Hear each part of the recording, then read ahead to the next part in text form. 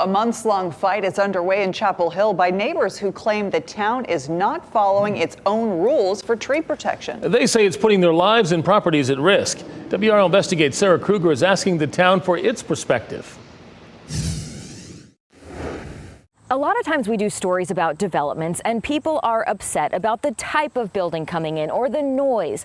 Well, that's not the situation here. In this case, they are upset about this, how the roots to their trees were chopped off, leaving them teetering on the edge.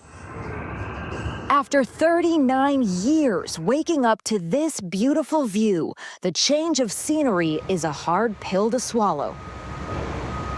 But what Gail Roberts misses even more than the view is the sense of peace she once felt here. It's scary all the time. She and others who live on Little John Road in Chapel Hill are united in that fear. Not knowing when the next blast might happen. Because you'll just be sitting in the house and your entire house will rattle until everything falls off the walls. Or even scarier to them, when the next tree will fall. A giant 60-foot tree fell on my house and it came crashing down on my house and damaged the roof and struck the window of my nursery. Anytime there's a storm now, we feel like we have to get our pets together and hide in the strongest part of the house. We all know development's going to happen, that we can't stop that. What makes it 1,000-fold worse is that they are destroying our property. These homeowners say the falling trees that have been coming down one by one since April are because of this. That solid orange fencing, that silt fencing, and when they put that in, they trenched in and they cut all the roots of these trees on the tension side, which is supporting these trees, and now they're falling over. That's arborist Craig Nishimoto, who says the town is not following its own tree protection ordinance. The ordinance says certain trees should be protected based on their species and size, and it says protective fencing shall be installed according to town standards. Those standards explain that the fencing needs to be a certain distance from trees' roots. That's where Nishimoto says he sees a violation. People watching might say, like, well, these homeowners hired you.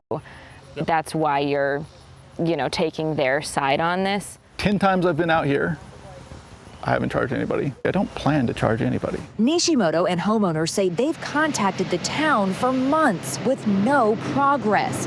Nishimoto believes if the town had taken swift action, some of the trees could have been saved. And this is just completely overwhelming. It seems like there's nowhere to go. So I wrote to the town asking if it did violate its own ordinance and if it could explain the why behind its answer.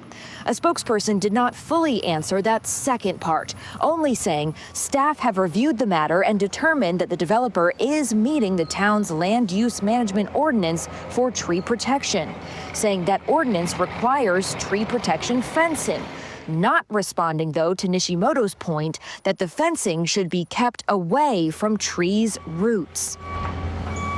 What do you hope for? What's a good solution? I think a good solution is already out the window. A solution that would help would be for them to take responsibility and compensate us for having to have the trees taken down. The homeowners tell me what they really want is some sense of accountability, so this does not happen to anyone else. Sarah Kruger, WRAL News in Chapel Hill. The neighbors we spoke with mostly take issue with the town as opposed to the developer. We did reach out to the developer, Northwood Raven, for their perspective. They told us they are in compliance with the town ordinance. They say the trees are falling because of the storms in the area recently.